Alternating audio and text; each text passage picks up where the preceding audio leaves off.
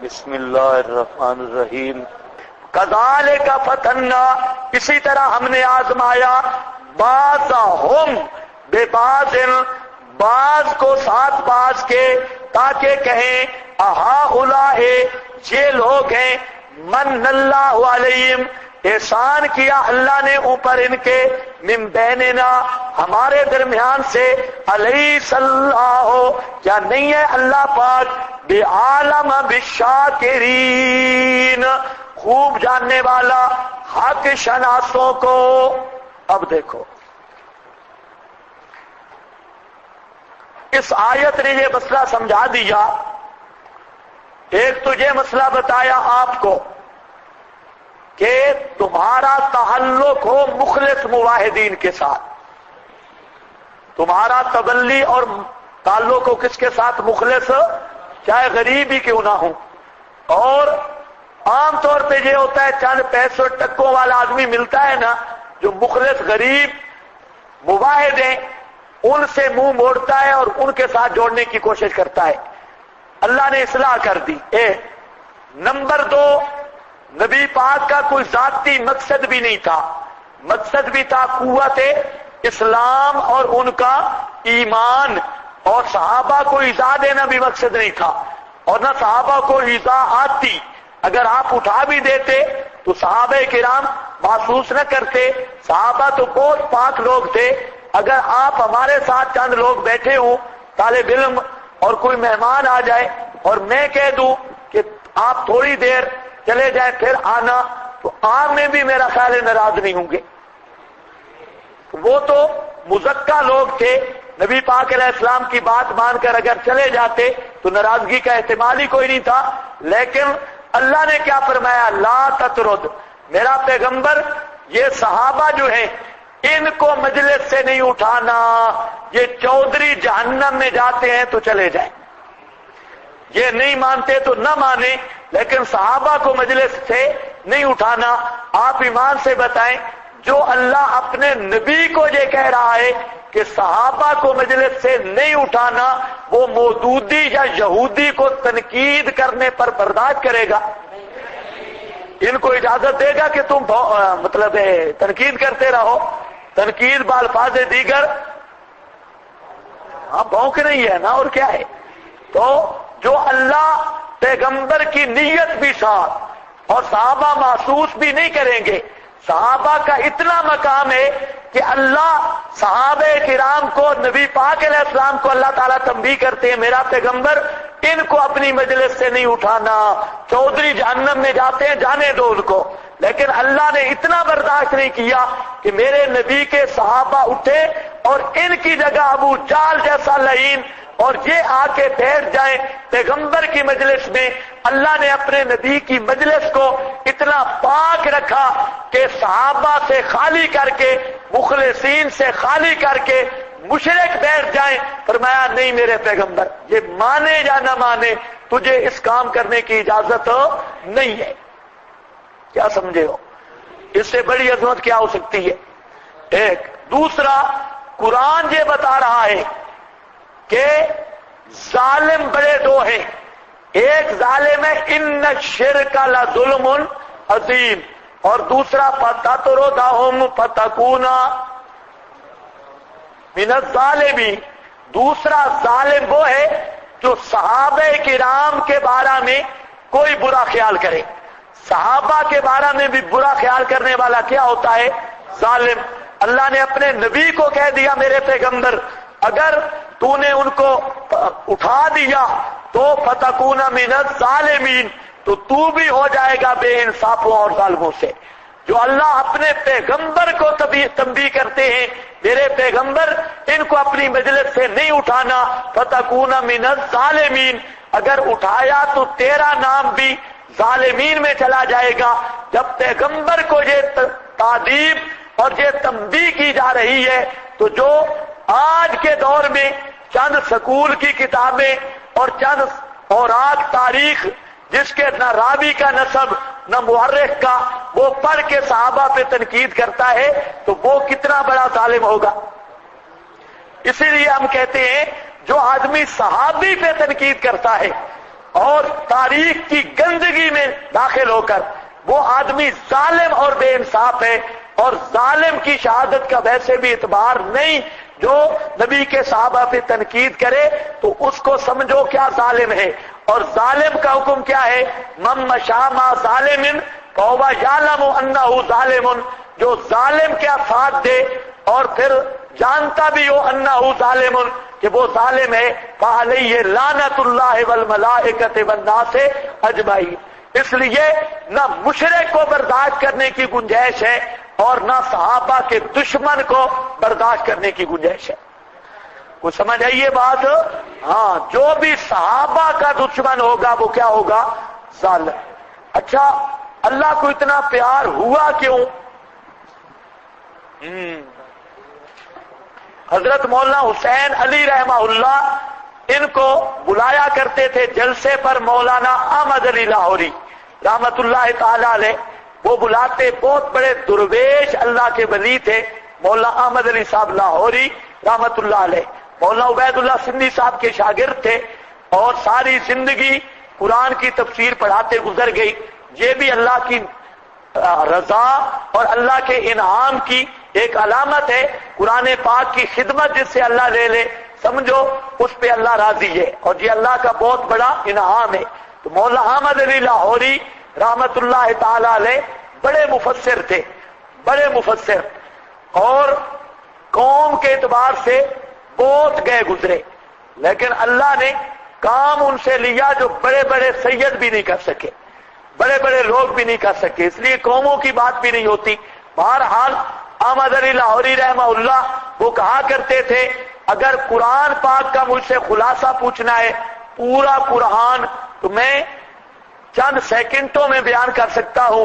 پورا قرآن اس 3 مسئلوں پہ ہے، اللہ کو خالص عبادت سے راضی کر لو، اور رسول کو اطاعت سے راضی کر لو، اور مخلوق کو خدمت سے راضی کر لو۔ پورے قرآن کا یہ وہ خلاصہ نکالتے، اللہ کو عبادت سے راضی کر لو، رسول کو اطاعت سے، اور مخلوق خدا کو خدمت سے۔ تو ایک ذوق تھا۔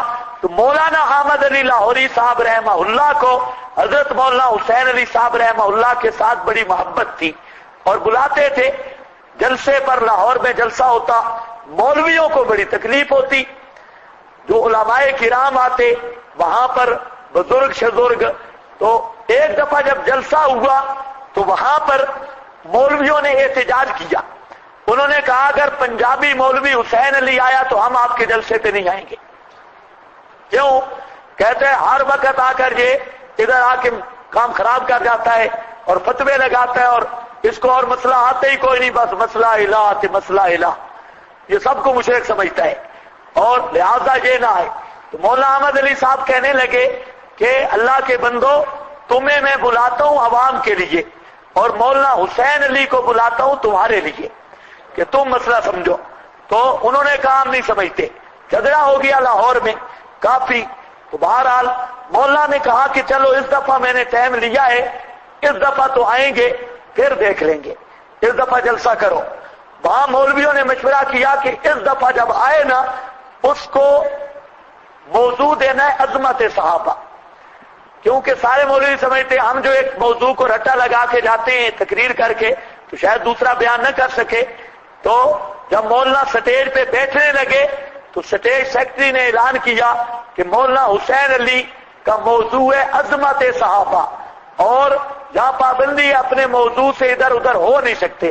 اب ان کا خیال یہ تھا کہ شاید توحید بیان نہ کریں گے، عظمت صحابہ، اور عظمت صحابہ بھی بیان نہیں ہو سکے گی کیونکہ ان کا موضوع ہے مسئلہ الہ، تو یہ نہیں کر سکیں گے۔ حضرت شروع ہوئے، 35 منٹ تقریر کرنی تھی، تو حضرت مولانا شروع ہوئے عظمت صحابہ پر، وہ ساری ایتیں اکٹھی کرتے گئے۔ وہ تو مفسر قرآن تھے، جس کو قرآن آتا اس کے لیے کیا مشکل ہے کوئی موضوع۔ تو بہرحال وہ شروع کرتے کرتے کرتے کرتے کرتے کرتے کرتے جب پہنچے نا اینڈ پر، ٹائم ختم ہونے کے قریب تھا، تو کہتے ہیں کہ صحابہ کی اتنی عظمت تم نے سنی ہے قرآن پاک سے، اب میں بیان کرتا ہوں کہ صحابہ کو یہ عظمتیں ملی کیوں۔ صحابہ کو یہ عظمتیں ملی کیوں؟ یدعون ربہم بالغداۃ اللہ نے صحابہ کو عظمت دی اس لیے ہے کہ مسئلہ پکار میں سچے تھے. یدعون، اور پھر شروع کیا مسئلہ پکار. مولوی صاحب کہتے بس کرو جی. تو ساتھ ایک کوئی بزرگ تھا، اس کا نام میرے ذہن میں نہیں ہے، اس نے کہا کہ میں نے اپنے 35 منٹ بھی مولانا حسین علی صاحب کو دے دیے. تو وہاں پر پھر پورے 35 منٹ مسئلہ پکار بیان کیا. وہ جو مولویوں کی ہڈیاں دکھتی ہیں مسئلہ پکار سے. اور میں یقین سے کہتا ہوں، میں اس لیے آپ کو کہتا ہوں نا کہ مسئلہ سما شما کو اور یا ان مسائل کو ضرورت کے وقت بیان کرو. اگر تم مسئلہ الہ اور مسئلہ پکار کو لے کر اٹھو گے، بیان کرو گے، تو جتنی تکلیف مشرک کو اس مسئلہ سے ہوتی ہے اور جتنی یہ للڑ صاحبان کو مسئلہ پکار سے ہوتی ہے، توبہ توبہ. میرا ایک ساتھی ہے، وہ پٹی والا ایک علاقہ ہے کلور کوٹ کا، وہاں امام تھا اور وہ قاضی مظہر کے مرید تھے جہاں پر بھی امام تھا. تو مجھے کہتے ہیں میں بہت مسئلے میں پکا ہوں. تو میں نے کہا جھوٹ بولتا ہے. کہتا ہے کیوں؟ میں نے کہا اگر آپ مسئلہ الہ بیان کرتے، یہ خدامی مسئلہ الہ سے اس طرح چڑھتے ہیں جیسے بریلوی، تجھے خدامی یہ کبھی بھی تجھے برداشت نہ کرتے. مجھے کہتا ہے چھوڑ تو آ جا تقریر کر، لیکن اور کوئی مسئلہ بیان نہیں کرنا، مسئلہ الہ کرنا ہے. میں نے کہا میں آتا ہوں. رات کو میں چلا گیا اور وہاں پر صرف مسئلہ الہ اور کوئی مسئلہ بیان نہیں کیا. صرف بڑا خوش ہوا. وہ اب سارے وہ سامنے سن رہے تھے لیکن کچھ تو نکل گئے. مسئلہ الہ شروع کیا اور کچھ بیٹھے رہے. رات کو مجھے کہتا ہے یار مجھے خطرہ تھا کہ آپ کہیں مسئلہ سما نہ چھیڑیں، آپ نے بڑی مہربانی کی. تو میں نے کہا بچوں یہ صبح پتہ چلے گا، ابھی نہیں، ابھی تو ہم ادھر ہیں. اور میں نے مسئلہ الہ بیان کیا. یہ تو خواہ سما شبا وہ تو ہم ضمناً بیان کرتے ہیں، لیکن جہاں میں نے جان بوجھ کر مسئلہ الہ صرف بیان کیا کہ تجھے بھی پتہ چلے کہ یہ توحید کے دشمن ہیں. اب صبح کا جب وقت ہوا تو اس کو انہوں نے بلایا، مولوی صاحب کو. میں ابھی ادھر ہی تھا. مولوی صاحب کو بلایا سائڈ پہ اور کہتے ہیں مولوی صاحب بستر اٹھاؤ اور چلے جاؤ، ہمیں ضرورت نہیں. اب پہلے تو بڑا خوش تھا، آیا نا تو بہت بڑی گالی نکال کے کہتا ہے یار تو ٹھیک کہتا ہے، یہ تو ہے ہی کوئی بےایمان، ان کو تقریر 25 دے. آپ بھی دیکھ لیں، مسئلہ الہ بیان کریں، مسئلہ پکار بیان کریں، یہ 50 جائیں تو پھر دیکھنا اتنی تکلیف ہوتی ہے. یدعونا، ہاں صحابہ کے نام پہ روٹیاں کھانا آسان ہے، لیکن صحابہ کی عظمت کو وہ ماننے والا ہے جو صحابہ کا مسئلہ مانے. اور صحابہ کا مسئلہ کیا ہے؟ یدعون ربہم، یدعون ربہم، یعبدون بھی نہیں ذکر کیا، یدعون ربہم پکارتے رہتے ہیں. مضارع یدعون ربہم پکارتے رہتے ہیں کس کو؟ ربہم. ادعونی قال ربکم ادعونی، ادعونی وہ لفظ رب کا بتایا ہے بطور علت کے. کیوں پکارتے ہیں؟ رب جو ہے ان کا پکار کے لائق جو وہ ہے تو وہ پکارتے ہیں اسی کو. بالغداۃ والعشی، صبح بھی اور شام بھی. اچھا، اور قانون اللہ نے صحابہ کے جو اوصاف بیان کیے وہ 2 قسم کے ہیں. پورا قرآن پڑھو گے، ایک وہ اوصاف ہیں جن کا تعلق ہے ظاہر کے ساتھ، ایک وہ اوصاف ہیں جن کا تعلق ہے باطن کے ساتھ. لیکن یاد کر لو، آئے گا انشاءاللہ مضمون. قرآن پاک کا یہ قانون ہے، صحابہ کے ظاہر کو کم چھیڑتا ہے اور صحابہ کے باطن کو زیادہ چھیڑتا ہے. اس کی وجہ ہے کہ صحابہ کرام کا ظاہر اتنا مصفا اور اتنا پاک تھا کہ کوئی کافر بھی ظاہر پہ اعتراض نہیں کر سکتا. جو کافر بھی ہے وہ کہتے ہیں اندر سے ٹھیک نہیں تھے. ان کا اعتراض کس پہ ہے؟ باطن پہ. اوپر سے تو کوئی اعتراض، کون اعتراض کر سکتا ہے کہ صدیق نے قربانیاں نہیں دی یا فاروق نے یا عثمان نے سب کچھ لٹا دیا، یہ تو کافر بھی مانتا ہے. لیکن کہتا حملہ کہاں کرتا ہے؟ حملہ کرتا ہے کہ ان کی نیت ٹھیک نہیں تھی، ان کے اندر معاذ اللہ نفاق تھا، دنیا کی غرض تھی، تو اس لیے قرآن مقدس کا اعجاز دیکھو، پورا قرآن پڑھ لو، اللہ ظاہر کی اتنی صفائی پیش نہیں کرتا جتنی صحابہ کے باطن کی صفائی پیش کرتا ہے۔ آنے والے مقام یہاں پر بھی اب آیا نا، بیان کیا کیا؟ یدعون ربہم، پکارتے ہیں۔ اب پکار کا تعلق تو ظاہر سے تھا، ساتھ ہی ذکر کر دیا یریدون وجہا۔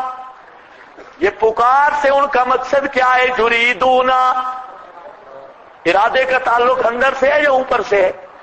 یہ باطن بیان کر رہا ہے۔ یریدون وجہہ ما علیک من حسابہم من شیء وما من حسابک علیہم من شیء، یہ ہو گیا۔ باقی بات عظمت صحابہ کے عنوان میں آئے گی۔ کذالک فتنا بعضہم، اسی طرح یہ اللہ پاک نے فرمایا یہ جو فرق میں نے رکھا ہے، کسی کو زیادہ دیا کسی کو کم، تو یہ بھی آزمائش ہے، آزمایا ہم نے بعض کو بعض کے ساتھ، لام تالی لیا ہے اور یہ علت تکوینی ہے، مطلب یہ ہے کہ تاکہ کہیں وہ کہیں آہا اولائے، کیا یہ ہے کہ انعام کیا اللہ نے اوپر ان کے، من بیننا، ہمارے درمیان میں سے، الیس اللہ، کیا نہیں ہے اللہ قدر جاننے والا حق شناسوں کو؟ وَإِذَا جَاءَكَ الَّذِينَ، سبحان اللہ۔ آگے پھر آیا، قرآن جب صحابہ کا تذکرہ کرتا ہے چھوڑتا نہیں۔ اذا جاءک الذین، جب آئیں تیرے پاس، الذین، وہ لوگ، یؤمنون بآیاتنا، یؤمنون، دیکھا، یدعون، یؤمنون، میں نے کیا کہا؟ قرآن صحابہ کے اوصاف بیان کرتا ہے، انبیاء کے حالات بیان کرتا ہے۔ اب آ رہے ہیں نا اوصاف، یدعون ربہم وصف تھا، یریدون وجہا وصف تھا،